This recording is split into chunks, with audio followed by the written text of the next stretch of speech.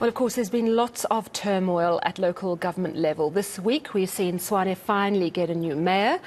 This evening, Ekurhuleni losing theirs. The instability and betrayal has become so bad in a number of our metros that some political parties are using lie detector tests to root out disloyal members. Even the ANC in Mangaung wants to implement this measure after it became clear some of its councillors voted in favour of the DA speaker last night. A sign perhaps of the ongoing infighting in the party in that province. There's so much at stake, bearing in mind that next year we head to a general election which may well usher in multi-party coalitions at provincial and even national level. Well, I'm joined by political analyst and author Professor Susan Booysen. Prof, always so great to chat to you. Thank you so much for sparing your time with us this evening.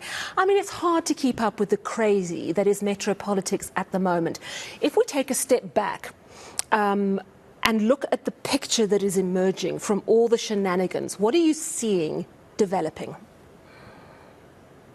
Sally, this is such a tricky time, and so far, by all indications and by the lack of specified rules and by the new emerging political cultures in party politics and coalition politics that we see, de facto rules on the ground, we really see a period of increasing instability, of even close to mayhem, and it's an orgy of lawlessness and rulelessness in coalition politics, especially in South Africa's metros.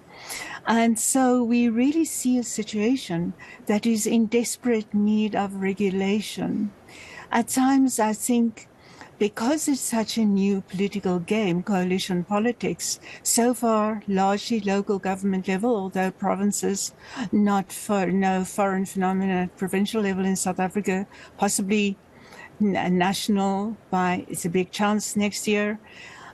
I see the need for a convention, almost like when I say 92 to 94, around there, in the early 1990s, where different political parties come together and iron out new rules of the game, new rules to regulate governance and ensure stability and ensure productive and developmental governance in South Africa.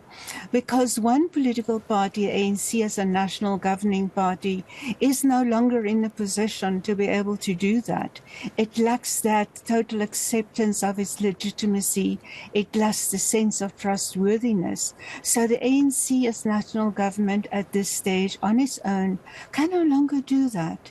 So I really think there's a serious need for all political parties to get together and iron out these rules that not one party is going to be a pure loser or a pure winner. And so that all of them can pull their minds together and look at national interest. So it's almost like you're suggesting we need like a coalition CODESA in a way. But of course, it's not just parties trying to gain one up on each other. It's people within political parties. So, for example, Action South Africa has rooted out people that they say took bribes, doing lie detector tests on people. In Mangaung, the ANC is saying they want to do the same thing because they believe that some of their members who are unhappy with the internal dynamics voted for the DA speaker. The DA itself got voting members to number their ballots, which went against the spirit of a secret ballot. That became null and void. I mean, there's not a lot of trust even within specific political parties. So it's right down to all levels. How will a meeting where people tend to say the right thing, but then afterwards in the back rooms the deals are made, how will a meeting help? Yes, indeed. You're absolutely right. It's internal politics, and party members, as were elected as representatives of a certain party, they use that the veil of the secret ballot, which is commonly used now in municipal deliberations, although it need not be, not necessarily.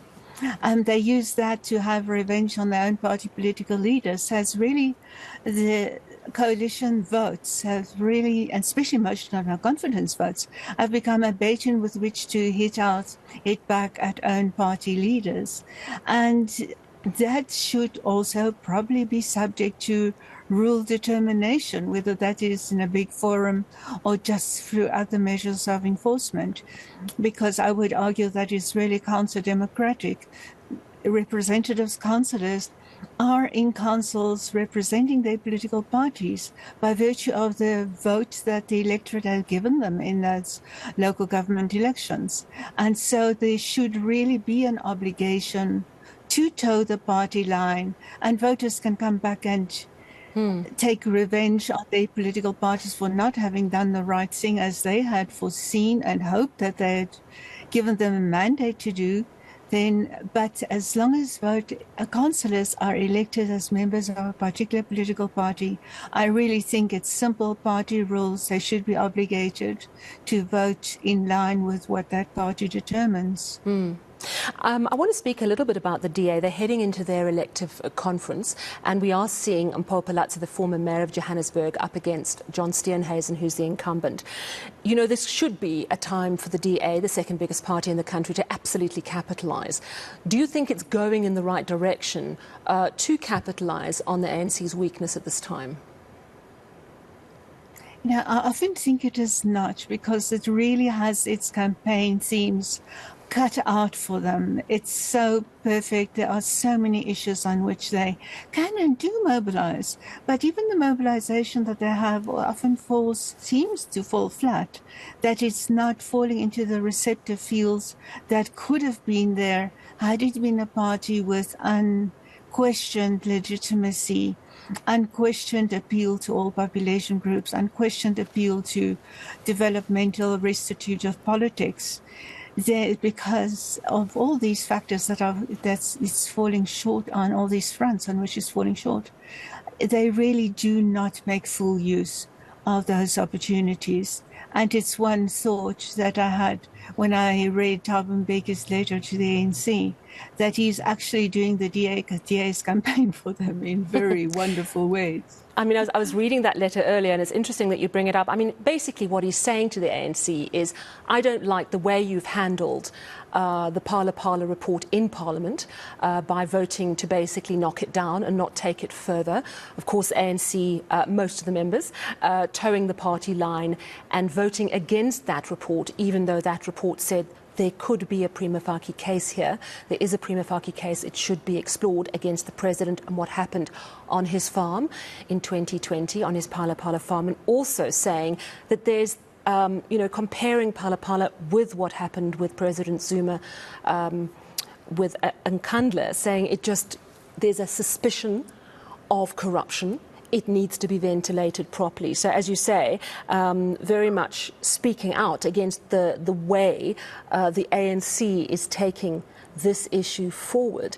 Do you think that's doing the party good, that there are people like him saying things like that? Do you think that that could have any material change? It is one of those vexed issues. The issues that Mbeki raises in this 17-page letter are very well ventilated. And we live in an era where voters are very astute, and they have their serious cynicisms and criticisms of the ANC. The points that Thabo Mbeki is raising are definitely very visible to the electorate out there. So it's more as a reprimand to the ANC that he seems to intend it.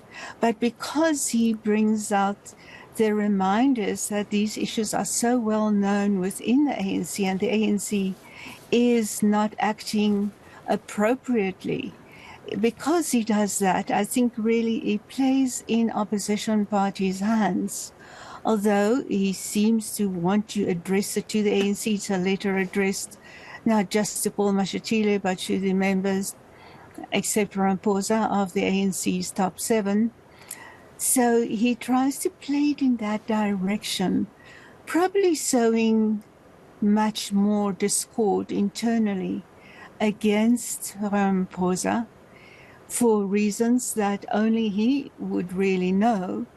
And again, bringing home the very serious point of that March 2016 Constitutional Court judgment by the former Chief Justice, then it really brings home the point that the ANC is rewalking that route where it had gone wrong with Jacob Zuma. And in that respect, he makes very, very valid points. But I think the party political damages to the ANC are probably bigger than estimated. And then I have to ask you about what happened today with the new kid on the block in terms of a political party. Bongani Baloyi, ex-DA, ex-Action SA, has launched his own party called Xeluva. Do you think we're just going to see a lot of that as we head into the elections? What do you make of a man who, by all accounts, is really young, strong politician, just going, there's nothing here for me, I've got to start my own gig? Yes, indeed. It is a fascinating new development. Bongani Baloyi coming with good credentials as a very effective, at that time, DA mayor of Midvaal, and then having gone the route via Action SA, probably indicating a route that many young politicians with aspirations want to follow. And there are several factors in his favor. He's relatively young. He wants to appeal to the young voters and talk about youth unemployment. So he's making a lot of the right noises, but it is a huge political playing field. And we have seen so many parties, opposition parties, new opposition parties with bigger and well-resourced origins that have come out with bloody noses. So it will take a lot of sweat and basically hard work for him to move from the point of a relatively enthusiastic announcement of a launch to actually launching, to establishing a party that has a national reach. Political parties can only be effective, really, if they have certain structures in place and campaign in place. He seems to suggest that he wants to do a popular mandate, mass mobilization, working class spontaneous support campaign and party. But it is a long, long route to get to success, to translate that into representation, in this case in Parliament. It will be a long slog, and there could still be many, many slips along that route. It is a terrain that's so congested with new political parties, micro parties. But then the political game in South Africa has changed, because there's also a big sense of illegitimacy, lack of trust in political parties generally. An unconventional party like this that perhaps tries to do things different ways, if he can retain the attention and can indeed pull off mass mobilization, it could be a party that wins that nowadays the big trophy in politics. Who would be the party that, should the ANC come short of 50% of the national vote in next year's elections, who would be that party that could do the top up for the ANC? That seems to be a new political game. We still have to see whether this will actually be his game, but that would be a realistic target for any new political party to get to, rather than to be a party that can actually take over a majority of the vote.